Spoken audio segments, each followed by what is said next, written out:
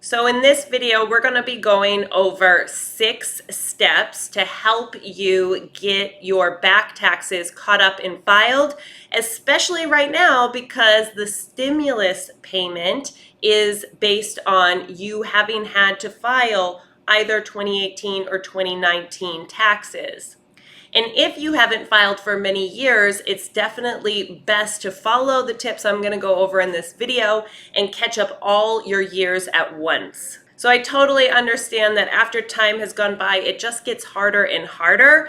And these steps that I go over in this video should really help you know exactly what you need to do to get your taxes caught up and filed so that you're up to date and you can file now as you go. If you're new here, my name's Amanda and you're watching The Business Finance Coach, where I simplify all the technicalities of finance to help you succeed because these things shouldn't be holding you back. So if that sounds like something you'd like to have in your life, consider subscribing. Everything I go over in this video, you'll be able to see in the description below. You'll find links to every resource and everything I go over. You'll also see links to my website where I have free tools as well as paid and really affordable courses. Now let's jump into the 6 steps to get your back taxes caught up once and for all. Step number 1 is to get yourself organized. So what I recommend doing, highly recommend, is getting an envelope or a folder for each tax year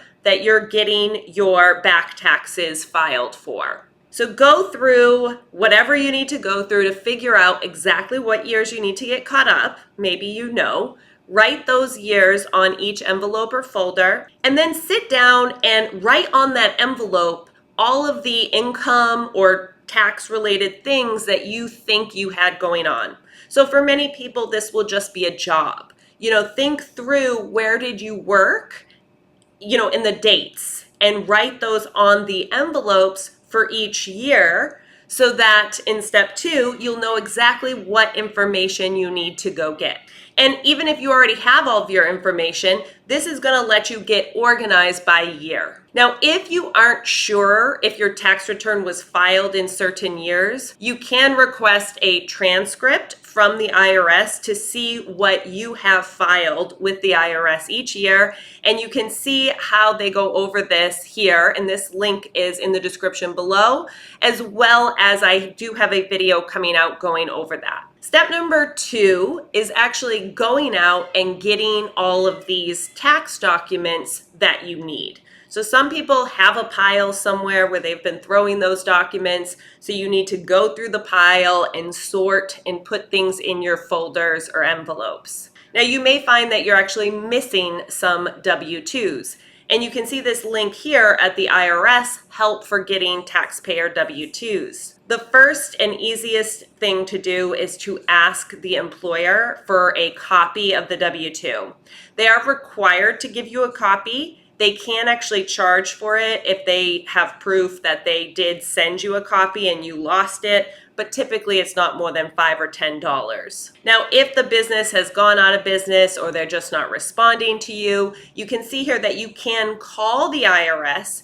You need to have a bit of information about your employer and your employment dates, and also an estimate of the amounts that you made there. Now, if you have your pay stubs, the last pay stub that you were paid actually has all the totals that are reported on your W-2. Now, you shouldn't use a pay stub in place of a W-2, but we're talking about a last resort here. You've tried to call the IRS, you've tried to contact the employer, you've noted down that you've done those things and the dates and times. If you still aren't able to get a copy, you can see here that you can submit Form 4852. And you can see this form allows you to actually recreate what the information would have been, and it's submitted with your tax return. Now, I have another video going over this form. I'm not going to go over this form in this video, but I'm going to show you how to file your back taxes and have this form filled out for you automatically in the software that I recommend. Also, I have a template right here for my back taxes, helping people catch up their back taxes, that goes over recreating the amounts that would have been on your W-2 if the company had done it correctly based on the total amounts that you can estimate that you were paid. We're going to talk about this template again, and I go over that worksheet of this template in more detail in the video about Form 4852, which is basically estimating what your W-2 would have been if you can't get a copy of it. Now, what about other situations, right? You may have other forms, and we're going to go over some common ones. So if you have any investment accounts, like stock-related, 401k, or any type of investment account, you might have 1099 INTs for interest, 1099 DIVs for dividends, and 1099B. Now, if you have a financial investment account, they have an annual report at the end of the year, and that actually contains all of those forms individually. Alternatively, you may get those from a bank or a credit union as well. Also, if you withdrew money from a retirement plan, you would have a 1099-R for your retirement withdrawal. And this is really important because figuring out the taxes on a retirement plan withdrawal can be quite cumbersome and are dependent on the type of retirement plan, which a lot of people aren't aware of. And you really do need to keep detailed records for retirement plan investments and just owning one. Some other common forms: if you own a home and you pay mortgage interest, you get a 1098, Form 1098. You can also check with your bank or lender to get copies of those. If you paid off student loans or you are paying down student loans, making payments, you may get a deduction for student loan interest, which is reported on Form 1098E. And you can often find this information by logging into your lender's website. If you paid or received alimony in year 2018 or prior, then you want to get your information about that. And you still can do that for future years so long as you started paying or receiving alimony in 2018 or prior. Now, if you are self-employed, meaning you got a 1099 miscellaneous with an amount in box 7, for non-employee compensation, or you just worked and you got money. In either case, you're considered a sole proprietor business, which for taxes means that you file self-employed taxes. So in that case, I have a free spreadsheet template called the Business Spreadsheet Template, which you can see here. And this helps you organize your income and your expenses because you can deduct all related expenses. If you have this step, you need to get this information organized, and I have a whole training going over that, a short free training with the spreadsheet template that you can check out to get that information caught up and organized. So once you've gotten all of your paperwork and that you have for each year in your folder, you're ready to go on to step 3. Step number 3 is that we're going to update your prior year returns. We're not going to file everything yet, but we're going to update each return.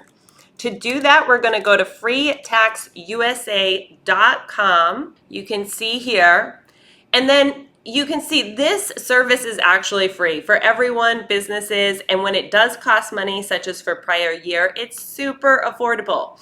Now, instead of clicking start a free return here, you're going to come up here to prior year, click the drop down, and choose the year you want to get started with. You can see you can go all the way back to 2012. TurboTax and other more expensive softwares, they don't even let you do that. There's so many benefits to Free Tax USA. So you simply pick the year you need to get started with, come back here and click Start a 2015 Return, and you'll set up your account.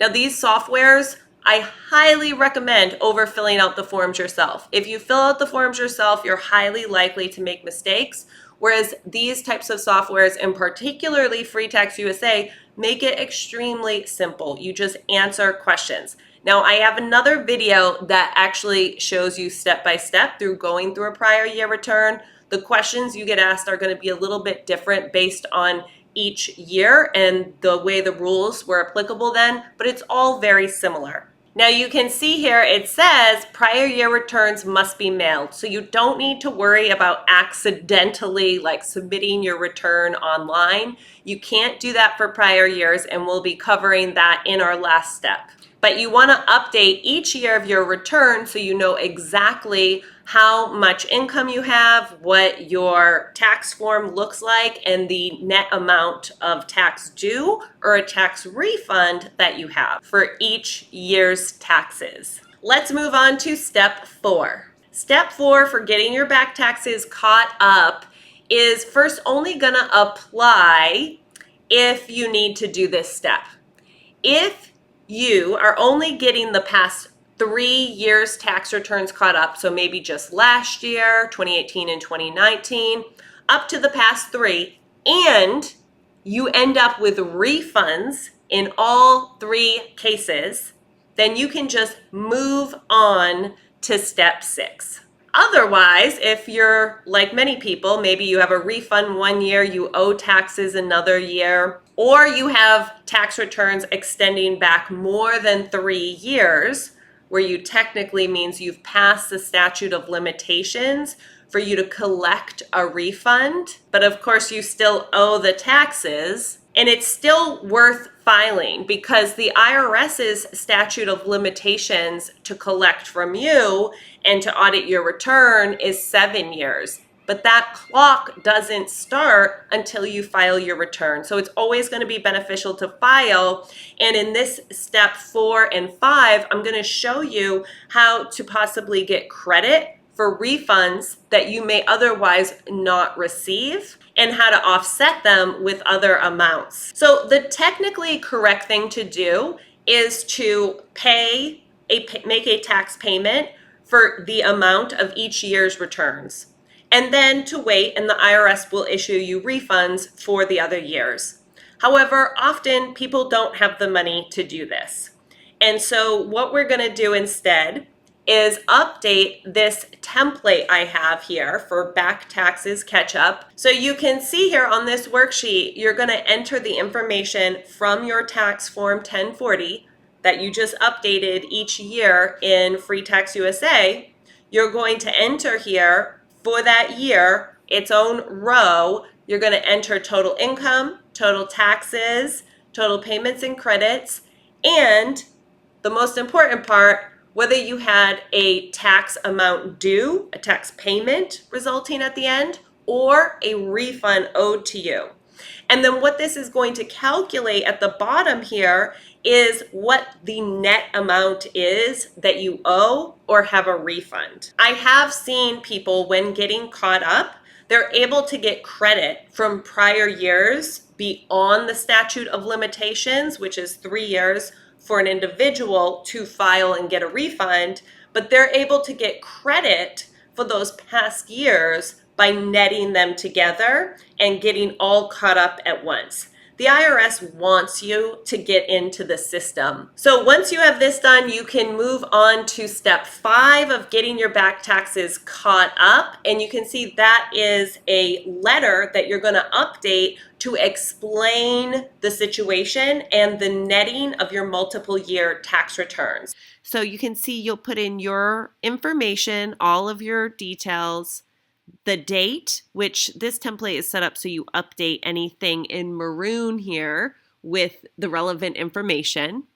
You'll insert the IRS address, which we go over this last when we talk about where you're going to mail your packet of returns and this letter and the template from your calculation for netting your taxes.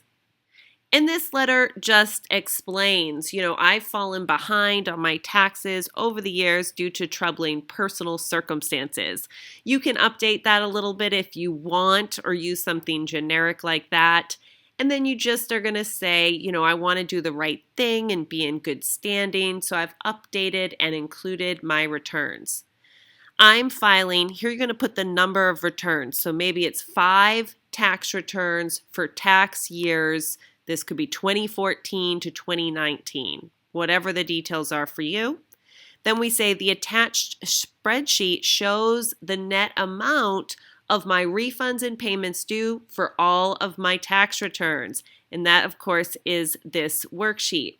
Now you can see these blue words here are just showing some different situations. So if you have a payment due, you could say something like, since I can only afford the net payment amount of, and put the total amount due, which of course is coming from here, right? Your net amount due.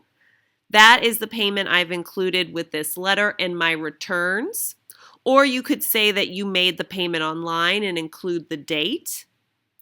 If you have a refund, you could say something like, since I have a net refund amount of, and put that amount in, I'm not making any payments at this time.